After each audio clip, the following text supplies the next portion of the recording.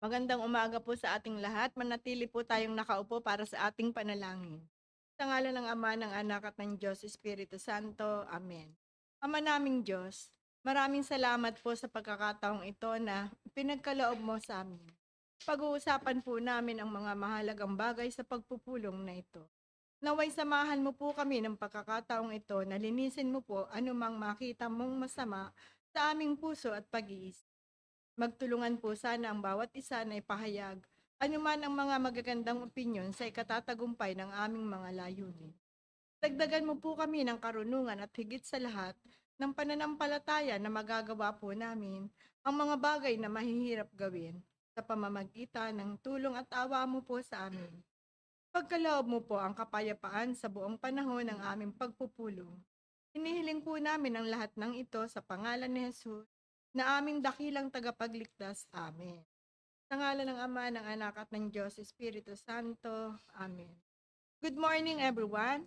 I acknowledge the presence of the member of Bids and Awards Committee, Mrs. Heidelisa B. Mauricio, our chairperson. Present. Engineer Joel S. Estacio, our vice chairperson. Present. Engineer Mark Peter Serecto, our regular member. Present. Engineer Maria Janelle Sigrid Lesenario, our provisional member. Present. And Engineer William Zamoranos, our provisional member. Present. From our DPWH, Engineer Paulo Garcia, head. Present. Engineer Cart Ligaspi, member. Present. Engineer Michael Angelo D.G. Mariano, member. Present. Engineer John Paul Aureliano, member. Present. And Mr. Denver Largosa, member. Present. From our back secretariat, Engineer Adelina Pito, member.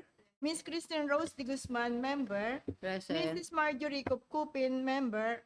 And yours truly, our head back secretariat. Good morning to everyone and good morning to all our viewers. Today, we have one project for the procurement activities of consulting services through small value procurement. The opening of technical proposal on July 23, 2025 at 10 a.m. and opening of financial proposal on July 27 at 10 a.m. at MMNDO back conference. For contract ID number 26CSOA 0002, consulting services for the conduct of soil exploration and our geotechnical investigation for various flood control and pumping station projects in Malabon City and Navotas City. Brief description, conduct of soil exploration and our geotechnical investigation. ABC is 2,564,511 pesos and 79 centavos. Source of fund SR 2026-04-003 832 dated March 6, 2026. Contract duration is 120 calendar days.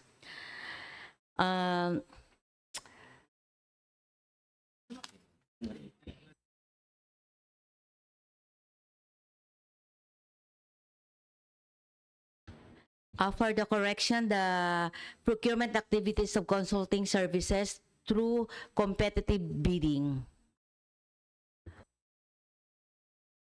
Contract duration is 180 calendar days.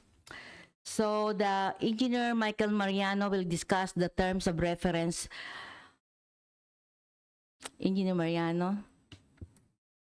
Good morning. For the terms of reference for contract ID number 26 CSOA 0002, consulting services for the conduct of soil exploration and or geotechnical investigation for various flood control and pumping station projects in Malabon City and Navotas City. Introduction. For the background, the DPWH Geotechnical investigation, which includes field and laboratory testing, is used to determine the surface and subsurface condition. This process is essential to gather data necessary for the foundation design of the structure.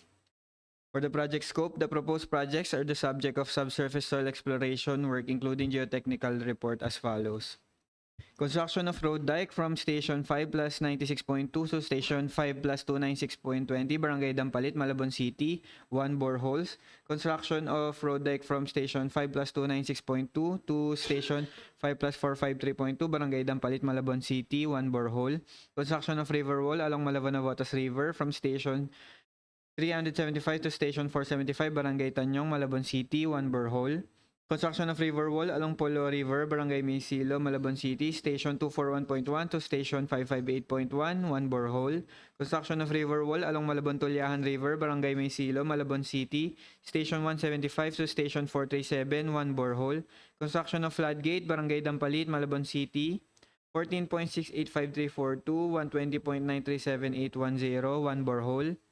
Construction of Maysilo Pumping Station with closing of gaps along Malabon-Tulyahan River, Malabon City, 1 borehole. Construction of Remeo Pumping Station 2, Malabon City, 1 borehole. Construction of Malabon City Hall Pumping Station including drainage system, Malabon City, 1 borehole.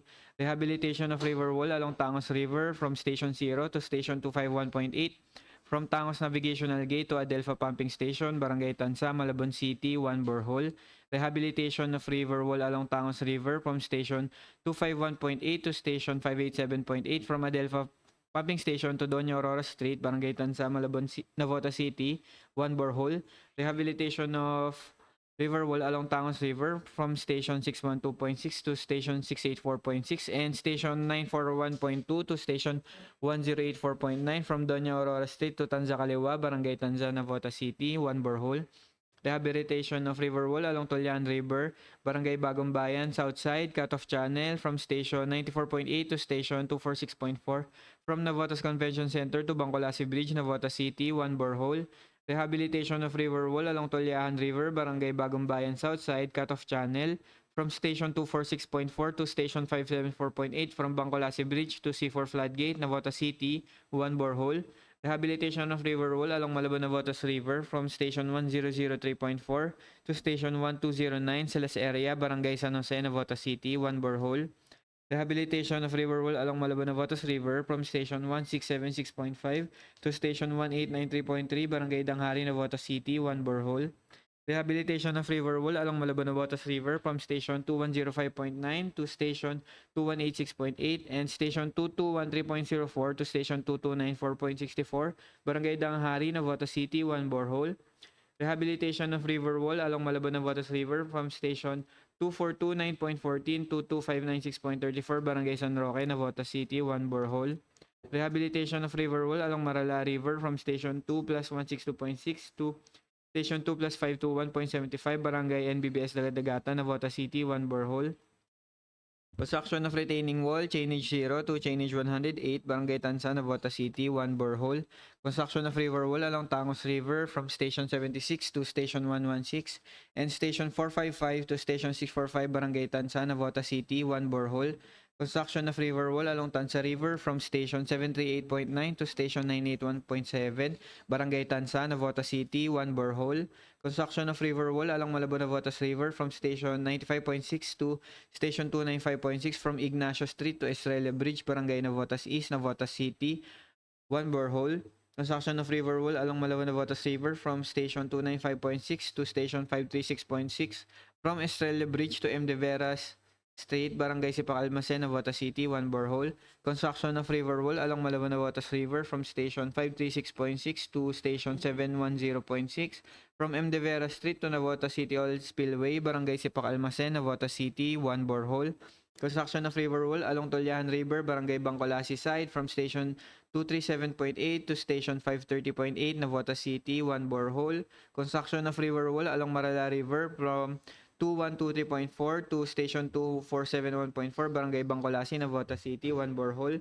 Construction of Apugan Pumping Station, Navotas City, 1 borehole.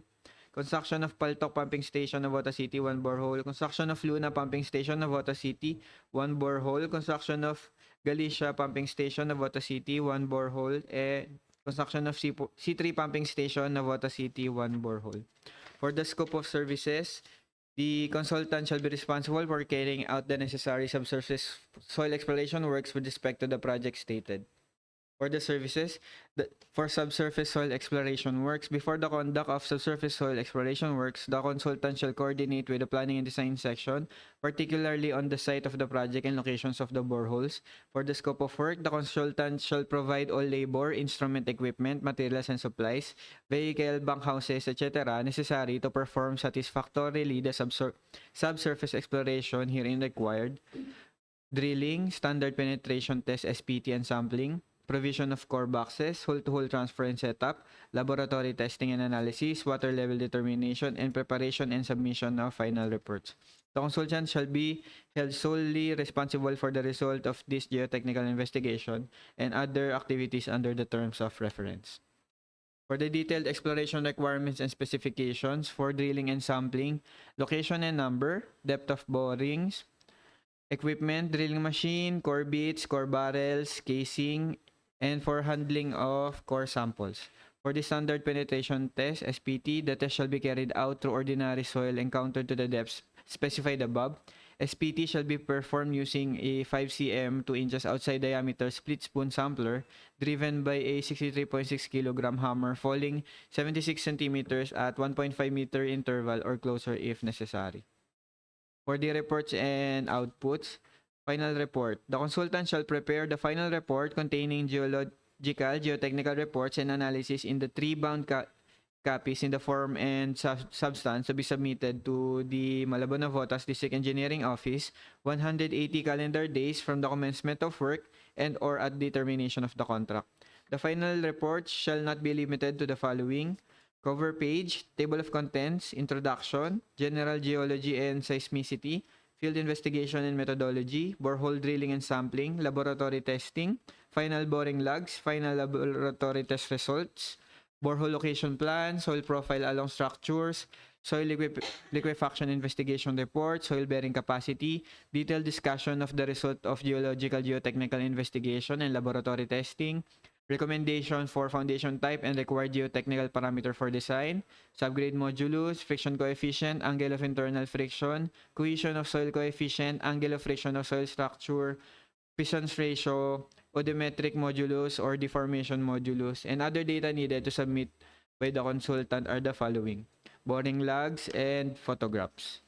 For the implementation, key experts qualification and requirements, team leader, 1, number of staff, 1, overall guidance, direction, and supervision and coordination of the members for the collection and evaluation of geological information on the project sites.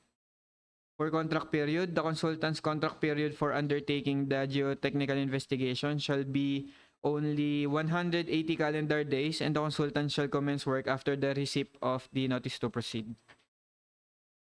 For the assistance to be provided by the client, the DPWH shall ensure that the consultant has access to all relevant information necessary to the performance of the above services. The consultant is expected to provide office space and equipment and all other resources for completing the service. That's all po. Thank you. Thank you, Engineer Mariano. So, Engineer Pahimna will discuss the documents to be submitted by the bidders. Documents submitted by the bidders. Submission and receipt of bids is composed of technical document and financial proposal, which should be in separate sealed envelopes and shall be submitted simultaneously.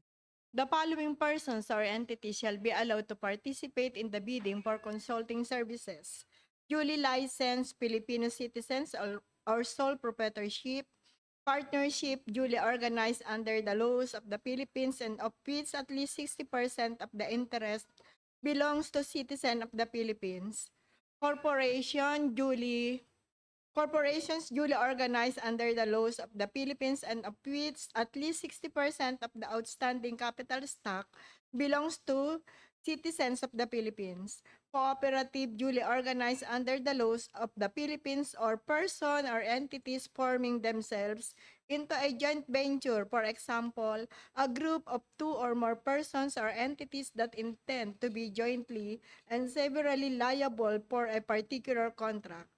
Updated PhilJEP's certificate of platinum registration and membership. The bidder shall submit a bid securing declaration, no percentage required, and shall be notarized or any form of bid security like cash or cashier's check, manager's check issued by a bank equivalent to 2% of ABC, bank draft guarantee or a revocable letter equivalent to 5% of ABC, surety bond callable upon demand issued by surety or insurance company duly certified by the Insurance Commission as authorized to issue such security equivalent to 5% of ABC, and an FCC computation. The criteria and rating system for technical evaluation are experience of the firm 10 points, qualification of key personnel of the firm 70 points, job capacity 20 points with a total of 100 points, and omnibus sworn statement. The contents of technical requirements are bid security and the prescribed form amount and validity, organizational chart, list of completed and ongoing project, approach work plan, list of personnel to be assigned to the contract to be bid with their complete qualification and experience data, sworn statement by the prospective bidder or its duly authorized representative in the form prescribed by the GPPB. For the contents of second envelope or financial proposal submission form, summary of cost, breakdown of price for the project, breakdown of remunerations for the project, reimbursable per activity, and miscellaneous expenses. Any bid submitted after the deadline for submission and receipt of bids prescribed by the procuring entity shall be declared late and shall not be accepted by the procuring entity. Financial and technical documents shall be both bounded on manual submission of bids. All documents requirements is duly signed by the bidder and properly tagged for easy verification. Please submit the updated PhilJeb certificate of platinum registration. In evaluation of bids, during bid evaluation of shortlisted bidder for consulting services is to determine the highest rated bid using quality cost-based evaluation or quality cost-based selection. For the post-qualification, the BAC shall verify and validate the veracity, authenticity, and validity of all eligibility documents supporting the PhilJeb certificate of registration. In contract award, the contract shall be awarded to the bidder whose bid has been determined to be the highest rated bid as a result of the detailed evaluation and post-qualification conducted. The successful bidder shall be notified through the issuance of notice of award within the validity period and must be confirmed by the successful bidder in writing within 10 days upon receipt thereof in accordance with Section 66.5 of RA 12009. Thank you, Engineer Pahimna. There are two bidders submitted and passed the evaluation, namely Mateo Administrative Office Services and Terms Concrete Testing. However, upon assessing the consultant submitted eligibility documents by virtue of Sections 52.6 of the IRR of RA 12009, the procuring entity can reassess a bidder's qualification at any stage of the procurement process if there are reasonable grounds to believe that a misrepresentation has been made by the said bidder, or if has been a change in the bidder's capability to undertake the project from the time it submitted its eligibility requirements. If any false information or changes affecting eligibility are found, the bidder shall be disqualified from obtaining an award or implementing the contract, as the case may be, subject to the applicable rules under this IRR. So the BAC TWG found the tax clearance certificate of Mateo Administrative Office Services to be invalid through the BIR tax clearance verification facility. Therefore, the Mateo Administrative Office Services shall be disqualified from participating to the procurement of contract ID number 26CS OA002. A separate notice and back resolution will be issued on this matter to be issued in accordance with the section 20.2.9.1b that and finding of concealment, falsification, or misrepresentation of any of the eligibility documents submitted or the contents thereof shall be a ground for disqualification of the bidder to further participate in the bidding process without prejudice to the imposition of appropriate administrative, civil, and criminal penalty in accordance with the law. So, are there any questions po?